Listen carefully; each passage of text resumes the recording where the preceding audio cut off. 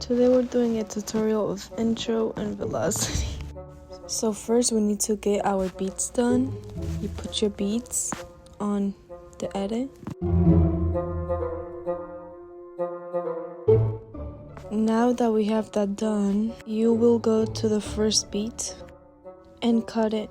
It's called split. For intro, we want to do a zoom out and zoom in. So if the video is a different ratio, you can press transform and then crop.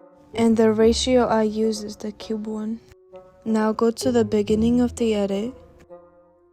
Add a keyframe. Now go to the middle of your intro. Zoom out. Add a keyframe. That's how it's supposed to look like so far. Now go to the end of your intro and zoom in.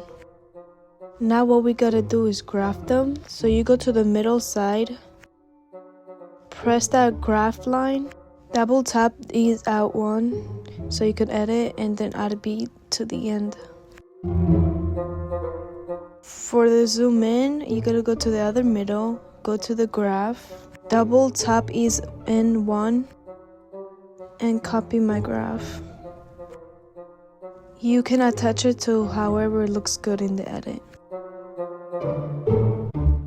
After that, that's how the intro should look like.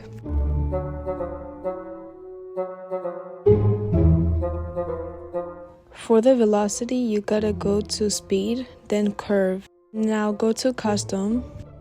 You always start in slow mode. And by the way, this is the beats for the audio I used, so it's not gonna be the same beats for you guys. But in every beat you have in the audio, you're gonna use the same technique I used. So whenever the line goes up, those two dots, that means the beat is already in there. And whenever it goes down, is the beat ends. And you do the same for the other beats. Whenever the edit ends, you're gonna see the line, meaning that's useless. Now that you're done customizing, you gotta go to the last beat and split it because the end part is useless. Only split because the velocity won't move, even though you deleted it.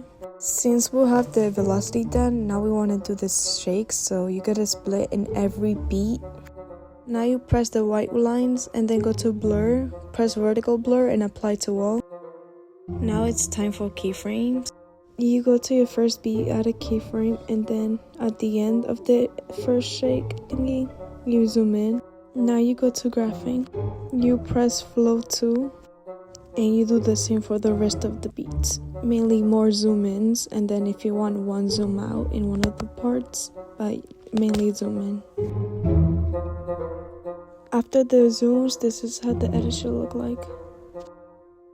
Now we're gonna add opacity, mainly like for fade out. You go to opacity, and regularly I use like around 20 to 40. And you're gonna add to every beat, but always at the end, not the beginning, only the end part. Now for shakes, you go to animations and you either choose these four, but not the other ones. And for all the shakes, you either put for 0.1 seconds or 0.2 seconds.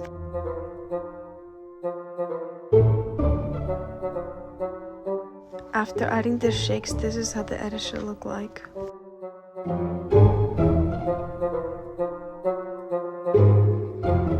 For effects, you're gonna go to effects, then video effects. Now search up play pendulum. You're gonna adjust it to all the clips in the edit and copy the way I use it. Now that's how it's supposed to look like after the effect. Now go again to effects and search up shakes.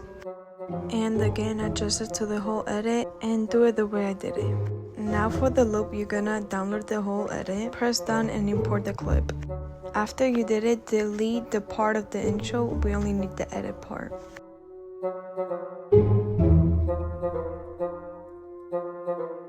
At the end, you're gonna split it at the end of the edit and you're gonna fade out with opacity.